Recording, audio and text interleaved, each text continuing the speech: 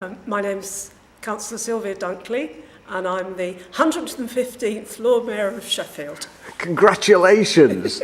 What's the best thing about your city, Lord Mayor? The best thing about our city, it's a very safe city, it's a very green city, and it's got fantastic community cohesion.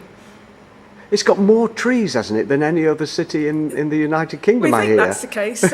Others claim to be the same, but we have a huge amount of green and open space, which was a conscious decision on the part of the city fathers in the past, because with the steelworks and that sort of thing, belching out horrible black smoke and all that, they tried to create areas for recreation and going out and getting some fresh air. So most of the parks are on tops of the hills, so it can get quite windy and chilly in winter when you go to visit them.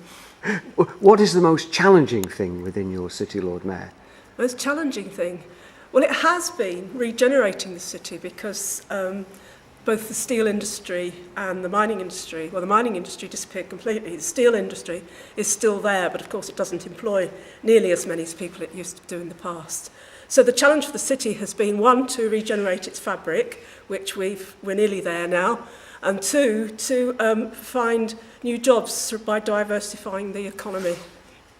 Fantastic. Now listen, Lord Mayor, I gave you a brief intro about what I'm about. So here's the first question. Do you think that the church is as relevant as it could be to the 21st century?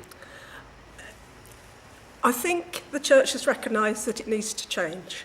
And certainly in Sheffield, our churches are very much focusing on being the centre of local communities, which I think is what is necessary, because lots of our communities don't actually have community centres and things like that. The problem is that people still, if they're not churchgoers, are still slightly wary of anything that is to do with church, especially going into a church.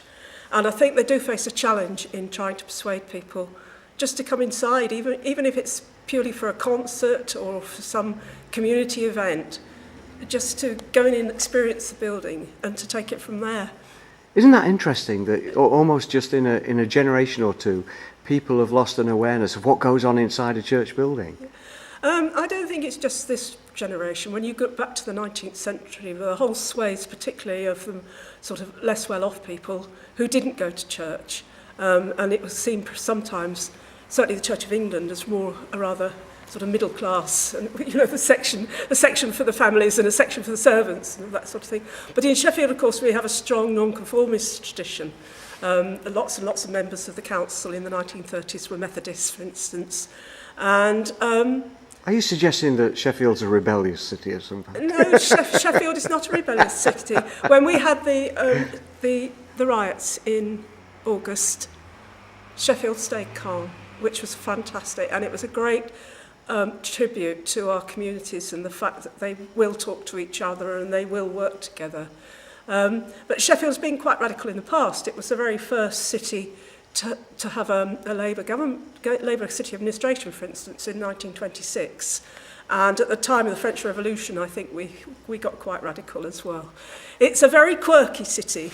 It's Bishop Jack used to call it the least extrovert of cities. And it doesn't shout itself up at all, And a lot of the rest of this country doesn't really know what Sheffield's like, or has got the wrong impression and still thinks we're the sort of traditional, grimy, northern industrial city. And then when they come here, they say, oh, wow, it's not a bit like we expected. Well, this is one of the most magnificent Lord Mayor parlours I've ever been in. It's wonderful. Perhaps that's because we were the last to get one. Sheffield was a bit late getting its town hall. It didn't open until 1897. It was one of the last things that Queen Victoria did before she passed away. She's done a good job, that's for sure. Yes. Lord Mayor, do you think that the Bible is a relevant book for the 21st century? There are interesting stories in the Bible, especially some of the parables, that I still think still have enormous significance and enormous meaning for people. Sometimes they're presented in different ways by other people, like the fables, for instance, and that sort of thing. So, yes, it can have. Some of it, of course, is a bit alien to people and is very difficult for them to understand. And, I mean, I'm a bit of a traditionist. I like the King James Bible, but I can understand why it was felt they needed to sort of modernise the language a bit. Well, I'm from Derbyshire, my duck, just down the road. We've been speaking King James forever, you know. Talking about communication and the communication of the Bible, though, being a Bible teacher, preacher myself, do you think that preaching is an outdated form of communicating what the Bible says? There is relevance to preaching, I think. My chaplain at my civic service gave a very relevant sermon, if you like, that was sort of, it's focused on the concept of service. And everybody sort of thought he'd chosen very good words for that particular occasion. But it's a bit like politicians, isn't it? We don't really go around standing on soapboxes anymore.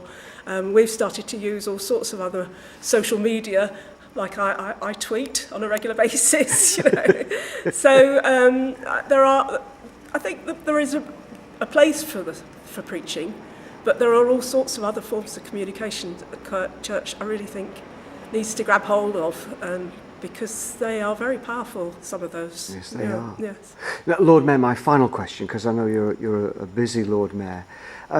Do you think that Britain is broken, and if so, what do you think is our biggest challenge? I don't think Britain is broken at all. I mean, the whole beauty of being Lord Mayor is that you go all over the city and outside the city, and you meet fantastic people doing fantastic things.